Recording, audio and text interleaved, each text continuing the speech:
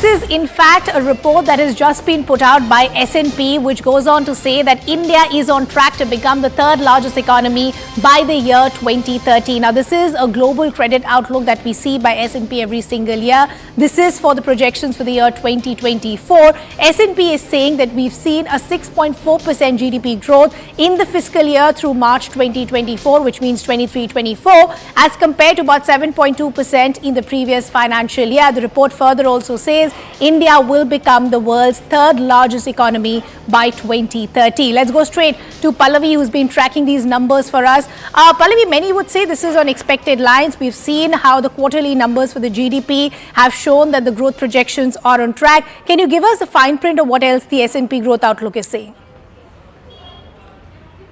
So basically, the Prime Minister has always been talking about the fact that we are going to become $1 trillion economy. If you look at our GST collections, to talk about it very quickly, those collections have gone up and they have increased. So our growth story has also increased, infrastructure increased. So S&P has made this huge projection, which I think is going to be a huge shot in the arm for the government. 2030, the third largest economy in the world. And look at India's economic model. It has been on cutting down on your imports, because that's where you want to bring down, you want to control your balance sheets, and also you go into more and more into self-reliant or Atmanirbhar mode. Not only this, Ridhima, as all of us have been reporting, you also have big giants and multinationals now opening shop over here. iPhone, for example, for that matter. All of this adds to India's growth story. So the S&P figures which are coming in, which says that by 2030, India is going to be the third largest economy, certainly will be seen as a win-win situation by all the economic experts as well as by the government.